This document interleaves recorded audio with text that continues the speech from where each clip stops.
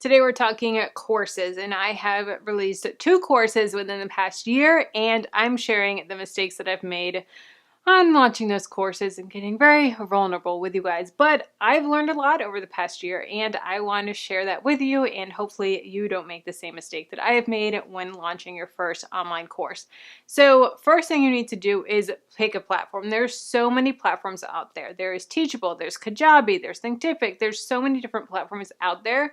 Now, I've researched them. I have looked into so many of them, read all the pros, the cons, everything. Every single platform that you look at is going to have a pro and it's going to have cons. There's going to be things that you like, things that you don't like. I personally went with Teachable. Teachable had the most pros, the least amount of cons that worked for me personally. And I liked their structure. I liked how they did payouts. I liked how they did affiliates. I liked how it was just very user-friendly, very plug and play, especially if you don't have any coding background or anything like that. You're not too graphically, you're able to build a landing page, a sales page, do all the thank you pages, have all the curriculum all right there for you in Teachable. It's super user-friendly, super plug and play, and a really, really great platform. So I personally use Teachable. I love Teachable. If you do want to sign up for Teachable, I have a affiliate link down below in the description box. Obviously, full disclosure, I do get a little bit of a commission, like a couple dollars, but I absolutely love it, and I think that you will love it as well. So check them out. You can also do a free course with a Teachable. So you can start launching your course for free, have it all built, and maybe do some free beta testers before you even charge. So use my link, sign up, start building your free course, and then as you start charging for it, then you would pay for the membership. But up until then, the whole thing is free, which is awesome. So the number one tip I have is just do it. Just start. I personally waited 2 years before launching my first course. I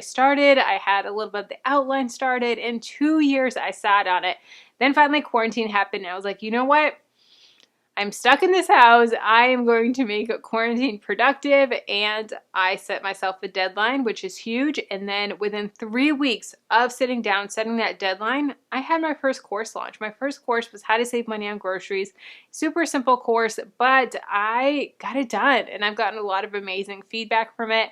And it was awesome. So all you really need when you're launching your first course is have an outline. Start scripting the videos, film the videos, edit them, create a sales page, create an email funnel if you want, different things like that. But honestly, it was a lot bigger of a mountain, or a lot less of a mountain than I thought it was. I always thought it was going to be like Mount Everest and this impossible thing that I wasn't going to be able to do. And there was just so much stuff to get done. When I really sat down, I was like, you know what? No, this is totally doable. I'm going to do it. And I did. And I'm so happy that I did it. So if you're thinking about doing one, if you've been planning one in the back of your head for a long time, just do it. Give yourself a deadline and do it. The number 2 tip I have with your first course is pricing. Be careful of pricing. This is a very, very sticky one because number 1, you don't want to undervalue your course, but then you don't want to overvalue it and charge too much and not get sales. And then the people that did buy initially puts a bad taste in their mouth. You can always go up in price, but it looks really bad and really shady if you start high and then go down, because then those people, those diehard fans, those people, your super fans that bought in the beginning, then they're like, hey, I bought this course for $100, then it was $200, I thought I was getting a really good deal, and now it's only $47. What the heck? I paid way more than that.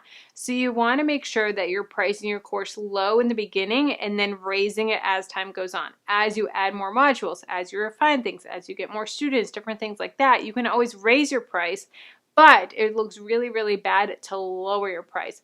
So figure out what your baseline price is and then never go below that, even when you're running a sale. You want to make sure that you never go below your launch price, and that is something that's really big. So I would honestly rather you undercharge in the beginning than overcharge and have to come back and be like, all right, yeah, I was thinking a little too high. We want to dream big, but we also want to be realistic. The number 3 tip I have is to get beta testers to test out your course and make adjustments. Now, this can be hard. This can be really hard. You're so excited about the course. You're so proud of it. You get your beta testers and you expect them to be like, this is amazing. This is so awesome. I want to be an affiliate. You're going to sell thousands of these and no feedback. Everything's perfect. Well, chances are there are going to be little tweaks that they say, or hey, when you said this, that didn't make sense. And you're like, no, it does, because of blah, blah, blah, blah, blah. Well, you didn't put blah, blah, blah, blah in the course.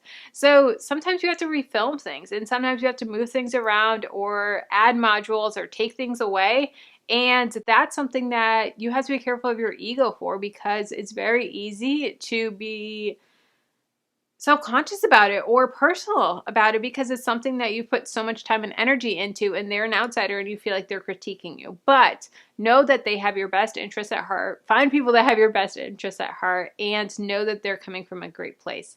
Now, another thing with that is be careful about your beta testers, because trust me, you're going to be excited and want to give it out to everyone. You're going to want to make coupon codes for everyone and be like, yeah, just try it for free. Try it for free. Give me a testimonial. Totally fine. All your friends and family. But couple things. Give them a deadline. Don't just give them it for free and then say, yeah, just give me a testimonial, because months will go by and yeah, I watched a couple lessons, but then I forgot about it or whatever. No, give them a deadline saying, hey, I'm giving you this for free. I need a testimonial within 14 days. I need you to fill out this Google form within 14 days or 3 weeks or 2 days or whatever it is. But give them that deadline and follow up and keep them accountable, because especially if it's friends and family, then it's easier for them to just be like, it's fine. And they're not going to take it as serious as your paying customers. Even though they love you, they support you, trust me, they're not putting in their time. They're not putting in their money. They're putting in their time, but not their money. So their time is not as valuable to them. So they may say, that's all right. Whereas if you go and invest $1,000 in your course, trust me, you're going to be watching every minute of that course maybe 2-3 times. But if you get it for free, it doesn't hold as much value. So make sure you follow up with your beta testers and use them. Get testimonials. Testimonials are huge, huge, huge in promoting courses. The number 4 mistake that I learned when I was launching my courses, and like I said, I have 2 courses. I have one, a grocery course, how to save money on groceries, then an entrepreneur course on how to become an entrepreneur. It's called Dreamer to Profitable. It takes them through that whole journey of picking an online business and then how to set goals, how to figure out what you're going to do, how to market yourself, revenue streams, everything that you need to know about starting an online business as a new entrepreneur. It walks you through that whole journey. So those are the 2 courses that I have. And I really did not launch them the way that I should have. What I recommend with launching a new course is start beforehand. Start prepping people. Create a lead magnet. Create something that you're collecting those emails, and then nourish that email list. So create something that you're bringing in emails, maybe through Flowdesk. Flowdesk is an awesome email tool. It's what I use to collect emails with my email funnel and with my lead magnet. And then send nurturing emails. Build your authority. Send them an email every week or 2 saying, hey, this is a tip on the topic. Hey, this is something that you know. So that way they're getting emails from you regularly. And they're like, oh, dang, she knows what she's talking about. If she's giving me these tips for free, how much content is going to be in the course? So that way, when the course comes, they also know your name. They know, they're used to seeing your emails come up. They're used to reading them, interacting with you, replying to you. That way, when your course is live and you had the big launch, they're ready to buy. They are already a big fan of yours, and they already have that connection. They have that connection from your emails, and they know that you have an authority in this space and you know what you're talking about. So make sure that you're nurturing those leads and building up that wait list ahead of time. That is really, really big, and use it on maybe your next launch, or if you're doing a relaunch, that's a great way to help build it up. If you already launched the course and we're like, oh crap, I didn't do that. Not too late, still do it, bring in new leads that way. Next tip is it's a numbers game. Remember that. This is something that can be really hard for people. You build this huge course and you're getting emails, you're getting leads, and they're just not buying as fast as you thought they would. It's a numbers game, you know? Keep on getting people their eyes on it. Slowly tweak things. When you tweak some things in your email funnel or your sales page, tweak one thing at a time so that you can see if it's something that is converting or not. Don't go and change everything, because then you're not going to know what was missing, what was something that they didn't buy. So remember that it's a numbers game. Keep on pushing out your lead magnet. Maybe run some Facebook ads or Google ads for it, but trust the process. Know that it's okay. Know that you just got to keep on getting more people in their funnel, getting it in front of more people, get more testimonials, all of that. But don't get discouraged. Courses are amazing. They're a great, great, great form of passive income. They're one of my number 1 forms of passive income. I love courses.